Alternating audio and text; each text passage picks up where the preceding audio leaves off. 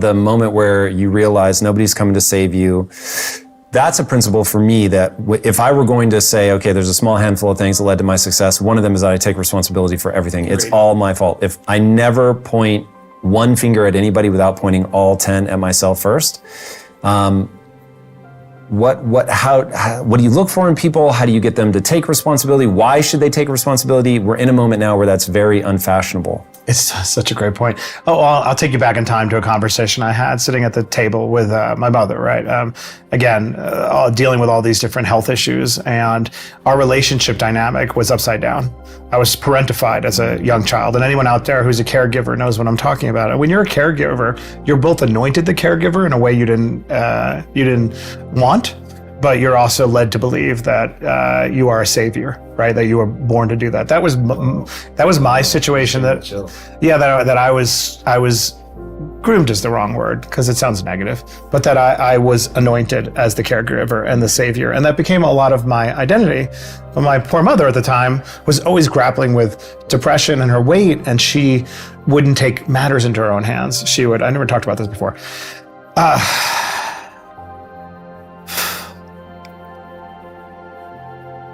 So she would never get surgery for her knees, and I would say, if you don't get surgery, like, you're gonna die. You can't move. And I remember this conversation where I would say, what's a better way to approach this life? Because she would say, you don't know what it's like to be dying. I'm like, well, I don't think you have to be dying. I think you can get your knees replaced and do something. And then I remember saying to her, I had this epiphany. I'm no longer going to view the world as things happen to me. I would rather see the world as I happen to things. But I also had enough awareness and defiance and oppositional behavior to say, this is unnatural and it's going to lead to bad things. If I don't speak up, right, it's going to take decades of therapy instead of just years to unravel this.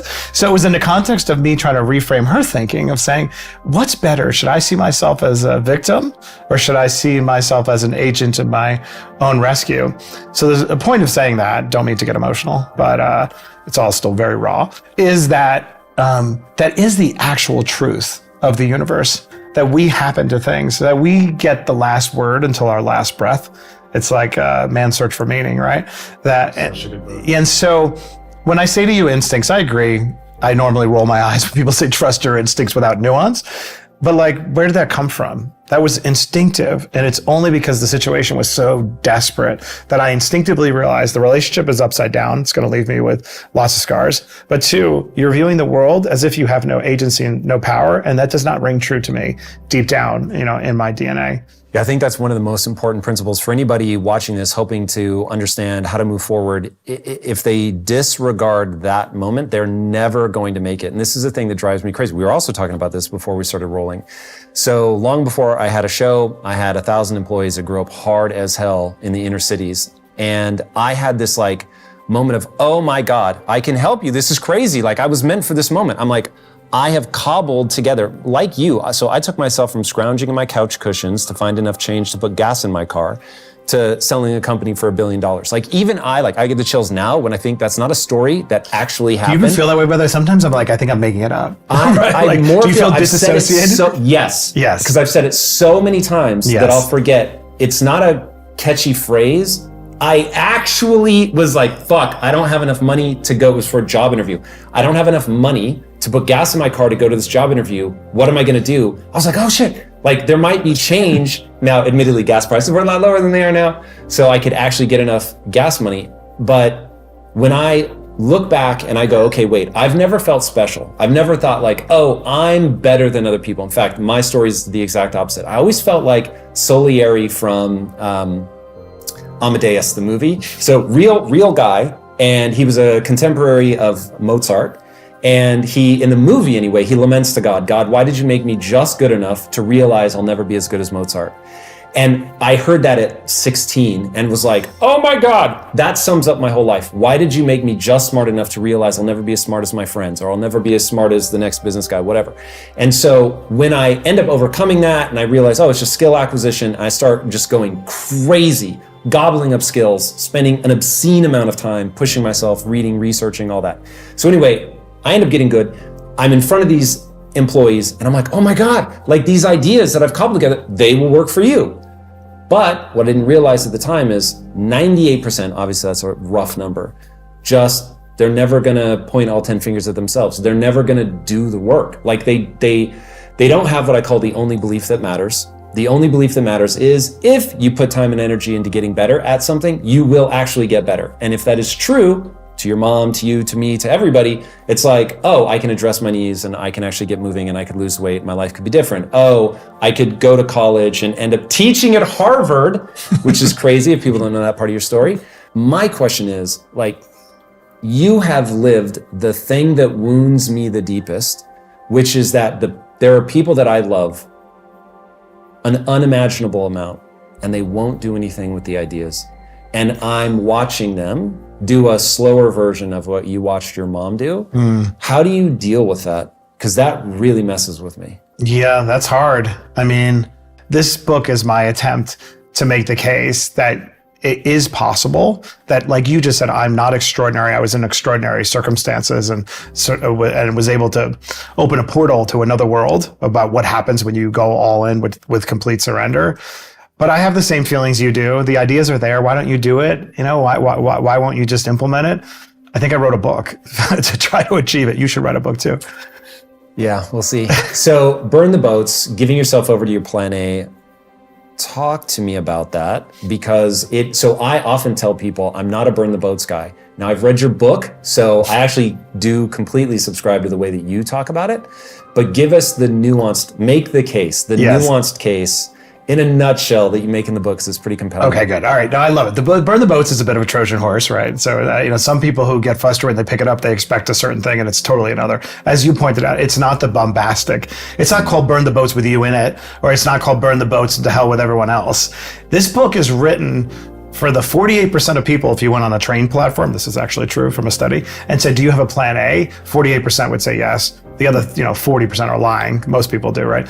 This book is written for the angst-ridden, anxiety-laden, risk-adverse people who I believe need it more than anyone else, not the self-possessed. So the nuance of burn the boats, and I don't have to revisit the ancient, theory of we perform best when we have no escape, right? But the boat in my book is meant to be a child's boat floating in a bathtub that you set fire to, because the metaphorical boats that many of us have to burn begin with childhood and legacy issues, right? I think it is worth telling people where that ancient idea comes from. All right, let's tell it. Okay, so this is actually fascinating. Cortez in 1519, a lot of people know the Cortez story, very bad man, burned the boats while taking on the Aztecs and was able to win that battle by literally eliminating the boats, the escape route, and eliminating food provisions.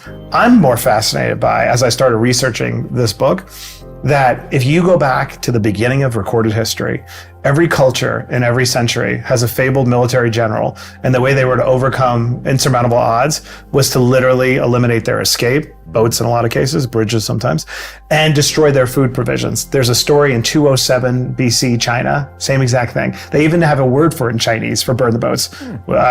And Alexander the Great, Caesar, ancient Israelites. So I was like, why is it that military leaders intuitively understand that we in peacetime, in modern day, don't accept that the way to be successful is to actually eliminate choice? So I started looking at the science and said, well, maybe this doesn't hold true in peacetime. Maybe this is an outdated concept. We're too evolved and we don't need to burn the boats anymore. We need to mend the bridges or something, or whatever it is. And there's a study in 2014 out of Wharton, which is fascinating. They tried to identify what is the insidious impact of not having a plan B, but actually contemplating a plan B.